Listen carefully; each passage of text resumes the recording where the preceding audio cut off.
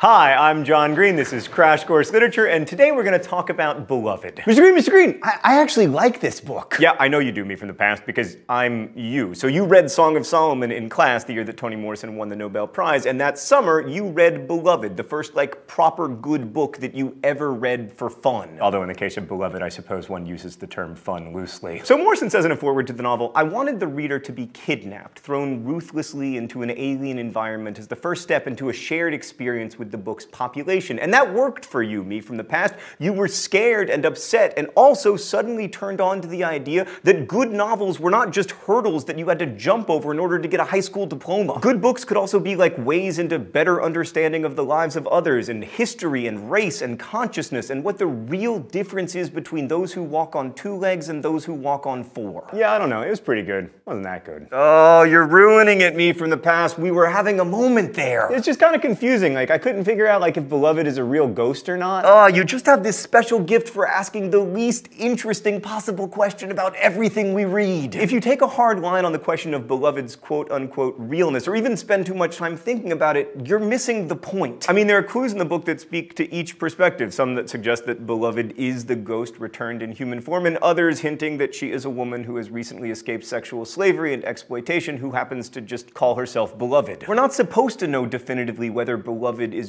really real. I mean, isn't that the nature of ghosts? And it is her ghostliness that makes her such a brilliant embodiment of all those disremembered and unaccounted for. Ultimately, Beloved is a symbol for the 60 million and more lost in slavery whose stories and names we will never know.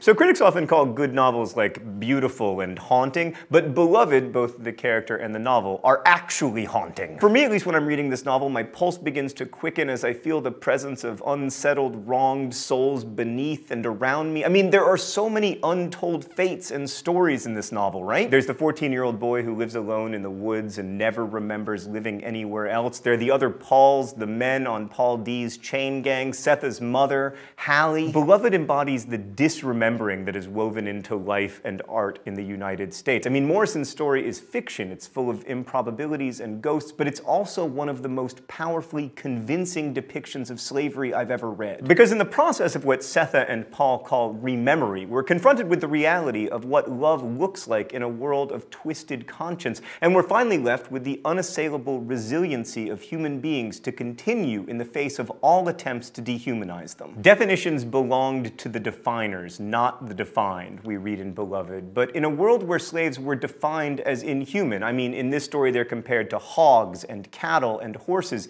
they find ways to humanness anyway. And that is what made slavery untenable. Not Abraham Lincoln, not Harriet Beecher Stowe, but slaves themselves, unnamed and unknown, who resisted and persevered, and therein lies the hope in this very sad novel. So let's start with mothers. The mother-child relationship is mythologized as the most important among humans and most other animals. But in the context of slavery, as Morrison writes, unless carefree, mother love is a killer.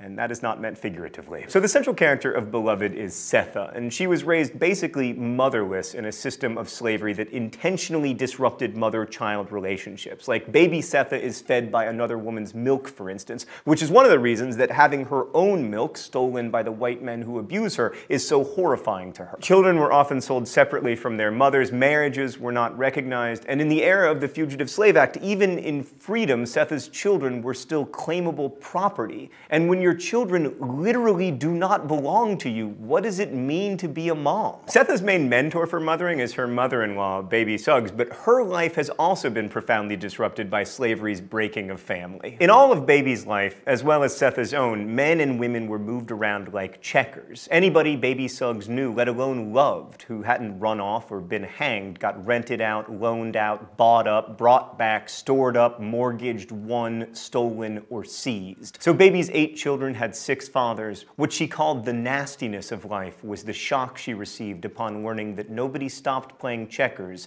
just because the pieces included her children. So Setha stands in this disrupted line, but she tries to resist by holding on to her family. She gets all her children across the Ohio River to freedom from the slave farm sweet home where they were born, and she carries one in her womb on swollen feet to freedom. But when the slave owner comes to Ohio 28 days later to claim them, she takes them out back to the woodshed to kill them all before he can take them. She only manages to kill one, sawing through its neck. "If I hadn't killed her," she says, "she would have died." When explaining this to the beloved who has wandered into her life in the flesh, she goes deeper into what she did and the intergenerational destruction that slavery put upon the mother line. "My plan was to take us all to the other side, where my own mam is. They stopped me from getting us there, but they didn't stop you from getting here. You came right on back like a good girl, like a daughter, which is what I wanted to be and would have been if my mam had been able to get out of the rice long enough before they hanged her and let me be one." Setha never got the chance to be a daughter, but she does get to be a mother, and the intensity of her mother love is incomprehensible to everyone else. To her remaining daughter, Denver, to her lover, Paul D., to her entire community who ostracizes her, "Your love is too thick," Paul D. says to her. He feels that she didn't have the right to decide her children's future, to deny them a future. He thinks her inhuman.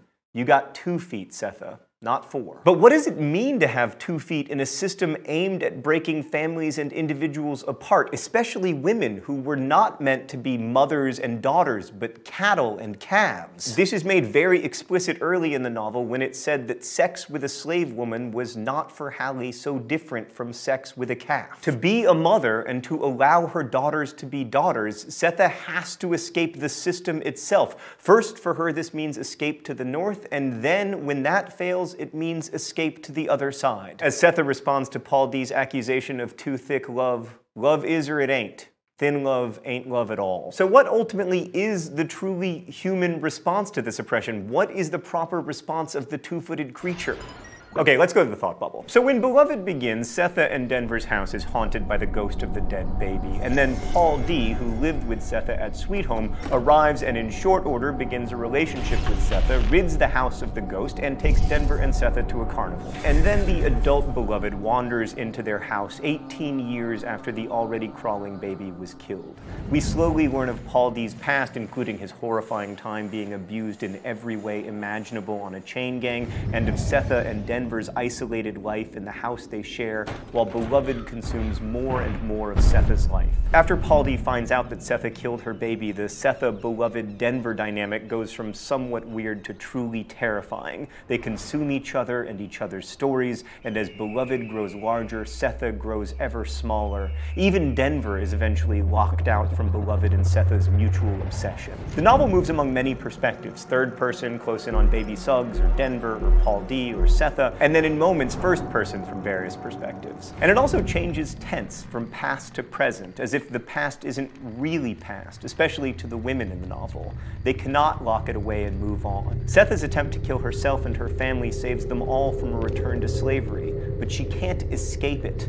As Toni Morrison later said in an interview about Beloved, "You can't let the past strangle you if you're going to go forward. But nevertheless, the past is not going anywhere." Thanks, Thought Bubble. So Beloved ends on a somewhat hopeful note. I mean, there's an attempted murder, but in the context of Beloved, that's actually fairly hopeful. Denver begins to care for herself, and she sees clearly both the value of holding on to the mother line and the danger of holding on to trauma. And then there's Paul D., who once had less freedom than a rooster called Mister, who's seen rape and death and dehumanization, who along with his fellow slaves has been made to feel like, quote, trespassers among the human race, watchdogs without teeth, steer bulls without horns, gelded workhorses whose neigh and whinny could not be translated in a language responsible humans spoke. Paul D. believed that to survive such a world, you protected yourself and loved small. He picked the tiniest stars out of the sky to own: a woman, a child, a brother, he thinks. A big love like that would split you wide open. Anything could stir him, we read, and he tried hard not to love it.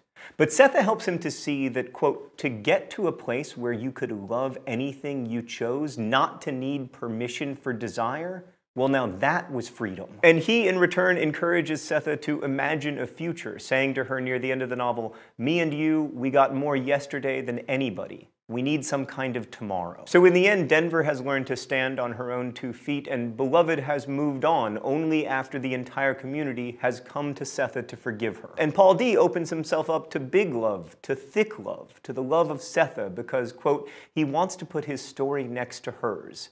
And in his love, he describes what all the characters, who all love each other in their own ways, do for each other. He says, "She is a friend of my mind. She gather me, man. The pieces I am, she gather them and give them back to me in all the right order." The novel itself is a dialogue with the American idea of itself and with the original American sin of slavery, and it tells us something about how to walk on 2 feet, not 4. And yes, like any horror novel, it is revolting. It's revolting because we are forced to look at ourselves as we have been and as we still are in many ways. We've seen this from Oedipus to Slaughterhouse-Five.